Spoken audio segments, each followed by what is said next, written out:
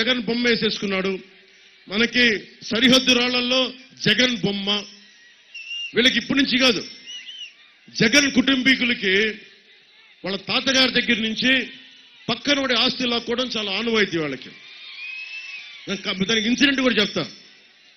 వెంకట్ నరసయ్య గారు అని చెప్పి రైల్వే కోడూరులో వెరైటీస్ మైన్ ఆయనకి పాప అక్కడ ఉన్నాయని కనిపెట్టిన వ్యక్తి, గుర్తించిన వ్యక్తి. ఆయన ఒక చిన్న మైనింగ్ లీజ్ తీసుకొని వైఎస్ జగన్ గారి తాతగారికి మనుషుల్ని పనికి పెట్టుకున్నారు. పనికి పెట్టుకుంటే వెంకట నరసయ్య గారిని కొద్ది రోజుల తర్వాత ఏమైందో తెలియదు, అని చనిపోయారు.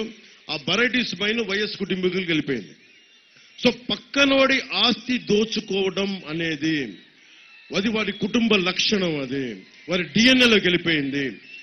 ఎందుకు చెప్తున్నానంటే మన ఆస్తుల మీద జగన్ ఫోటో ఏంటి, అది మన ఆంధ్రప్రదేశ్ రాజముద్ర ఉండాలి తప్ప వైఎస్ జగన్ ఫోటో ఎందుకు, ఇది మనం ఆలోచించాలి. అలాగే ఉదాహరణకి ఈ యాక్ట్ వచ్చిన తర్వాత మీ ఇల్లు మీది అని చెప్పి మీరు ఆఫీసర్ దగ్గరికి వెళ్ళాలంట, వెళ్ళి అప్లై చేసుకోవాలి. మళ్ళీ ఓకే అని పెట్టకపోతే మళ్ళీ సంతకం మళ్ళీ గుర్తించరు. పోనీ మీరు కొంతకాలం వేరే ఊరు వెళ్ళారనుకుందాం, వైసీపీ నుంచో వాళ్ళ నాయకులు సజ్జల రామకృష్ణారెడ్డి గారు కానీ మిథున్ రెడ్డి గారు కానీ వాళ్ళ మనుషులు మీ ఇల్లు ఆక్రమించేశారనుకో, ఆక్రమించేస్తారు. జనరల్ గా అలా కబ్జా పెడితే మనం వెళ్ళి పోలీస్ స్టేషన్కి వెళ్ళాలి, ఆ తర్వాత కోర్టులకు వెళ్ళాలి. ఇప్పుడు మన కోర్టుకి వెళ్ళడానికి లేదు. ఎక్కడికి వెళ్ళాలి? వెళ్ళి కోర్టుకి వెళ్ళి ఆప్షన్ తీసేశారు. కోర్టుకి వెళ్ళకూడదంట, వెళ్ళి అధికారుల దగ్గరికి వెళ్ళాలంట. అధికారులు వాళ్ళ మనుషులైతే మన మాట ఎవడంటాడు? ఈరోజు చూశారు కదా, చిన్నపాటి పని చేసుకోవాలంటే వాళ్ళ అధికారులు చెప్పకపోతే మన మాట వింటల్లా. అలాంటిది మన మాట ఎవరింటారు? వెళ్ళి వాళ్ళ చెంచా వాళ్ళ కింద పనిచేసే ఆఫీసర్ దగ్గరికి వెళ్ళాలి. వాళ్ళ కొత్త రూల్ ప్రకారం మన ఆస్తులకి డాక్యుమెంట్స్ ఉండవు, ఒరిజినల్స్ అన్ని వాళ్ళ దగ్గర ఉంటాయంట. కేవలం జెరాక్సే మన దగ్గర పెడతారంట. ఈ జెరాక్స్ ఇచ్చి వీళ్ళు ఏమైనా చేయొచ్చు. దున్నేవాడిది భూమి అన్నాము. రాంబాబు గారిని అడగండి, వామపక్ష ఉద్యమాల్లో తిరిగే మనం అర్థం చేసుకున్న వ్యక్తి. దున్నేవాడిదే భూమి, దున్నేవాడిదే భూమి అని ఒక వామపక్షం ఒక స్లోగన్, అది నినాదం. కానీ ఇక్కడ దున్నన ప్రతి భూమి వైఎస్ జగన్దే అయిపోతుంది. రేపు భవిష్యత్తులో ల్యాండ్ గ్రాబింగ్ యాక్ట్ వస్తే ఉండని ప్రతి ఇల్లు వైసీపీ నాయకులది అయిపోతుంది. దున్నే ప్రతి భూమిని తాకట్టు పెట్టేస్తారు, ఉండే ప్రతి ఇల్లుని తాకట్టు పెట్టేస్తారు. మన ఆస్తుల మీద మనకి హక్కు లేకుండా చేస్తున్నారు. ఇక్కడ ఆడబిడ్డలు ఉన్నారు, మీ బిడ్డలకి ఎవరైనా పెళ్లి చేయాలంటే మీరు కూర్చొని పసుపు కుంకాల కింద స్టాంప్ పేపర్లు ఇస్తాం వచ్చిన అల్లుడికి. రేపు పొద్దున ఎక్కడ ఏమి ఇస్తాం? జెరాక్స్ ఫోటోలు ఇస్తే మనకి తీసుకుంటారా? ఒకసారి ఆలోచించండి. ఇవన్నీ జెరాక్స్ ఇస్తే పెళ్లిళ్ళు జరుగుతాయా? రేపు పొద్దున కష్టం వచ్చింది, బ్యాంకులు ఒరిజినల్ స్టేట్మెంట్స్ అడుగుతాయి. దానికి ఎవరిని దానికి ఏం వివరణ ఇచ్చారు వైసీపీ వాళ్ళు? రేపు పొద్దున కష్టం వచ్చింది, పక్కడికి వెళ్ళి మనం కూర్చోబెట్టి తనఖా పెట్టాలి అంటే, వడ్డీ వ్యాపారి దగ్గరికి వెళ్ళాలి అంటే, మనం తెలిసిన వాడి దగ్గరికి వెళ్ళాలంటే ఒరిజినల్ డాక్యుమెంట్స్ అడుగుతారు. ఒరిజినల్ డాక్యుమెంట్స్ లేకుండా ఫోటో స్టాట్ ఇస్తారంటే ఎవరు తీసుకుంటారు? సో దీన్ని దృష్టిలో పెట్టుకొని ఇది ఒక అరాచక ప్రభుత్వం. ఇది 5 సంవత్సరాలు విధ్వంసం క్రియేట్ చేశారు. ఇంకొక 5 సంవత్సరాలు మనం భరించలేము ఈ ప్రభుత్వాన్ని.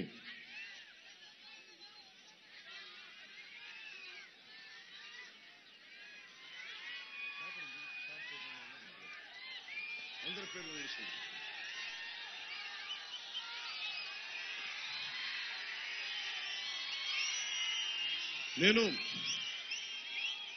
పొద్దున్నే చంద్రబాబు గారు, నేను సిద్ధార్థనాథ్ సింగ్ గారు మన కూటమి మేనిఫెస్టోని విడుదల చేశాం.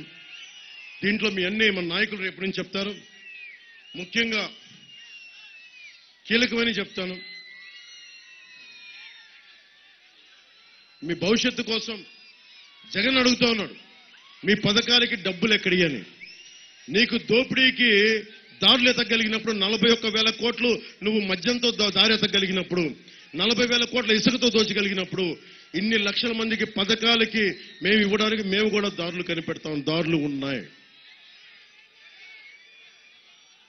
నేను చంద్రబాబు గారు మాట్లాడుకున్నప్పుడు వారికి ఒకటే చెప్పాం, షణ్ముఖ వ్యూహం జనసేనది కూడా ఉండాలి, సూపర్ 6 ఈ 2 కలిపి దాదాపు 12 అంశాలను కీలకంగా చేశాం. యువతకి 5 సంవత్సరాల్లో 20 లక్షల ఉద్యోగాలు, నెలకి నిరుద్యోగ యువతకి 3,000 రూపాయలు భృతి, స్కూలుకు వెళ్లే ప్రతి విద్యార్థికి ఏడాదికి 15,000 రూపాయలు, ప్రతి రైతుకి ఏటా 20,000 ఆర్థిక సాయం, ప్రతి మహిళకి నెలకి 1,500 రూపాయలు, 19 సంవత్సరాల నుంచి వచ్చిన 59 సంవత్సరాల వరకు, ప్రతి ఇంటికి, ముఖ్యంగా మహిళల కష్టాలు తెలిసాం కాబట్టి ఏడాదికి 3 ఉచిత గ్యాస్ సిలిండర్లు, మహిళలకి ఉచిత బస్సు ప్రయాణం, అలాగే సూపర్ 6 షణ్ముఖ వ్యూహంలో భాగంగా ఇంటింటికి కుళాయి అంటే ప్రధానమంత్రి పథకం ఉంది. ఆ పథకం కింద ప్రతి ఇంటికి రక్షిత నీరు, ప్రతి ఇంటికి కుళాయి కనెక్షన్.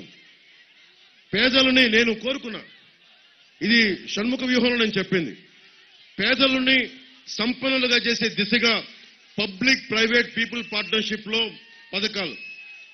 అంటే ఉదాహరణకి మనం ఒక 10 లక్షల రూపాయలు ఒక కొత్త స్టార్టప్ పెట్టుకుంటానన్నా, చిన్న వ్యాపారం చేసుకుంటానన్నా, లేదంటే సబ్సిడీ కావాలన్నా, పెట్టుబడి అన్నా, ఇది ఈ పథకం కింద యువతకి 10 మందికి ఉపాధి కల్పించే ఒక వ్యాపారం పెట్టుకుంటే సబ్సిడీ కింద దాదాపు ఒక 10 లక్షల రూపాయలు ప్రభుత్వం అందజేస్తుంది.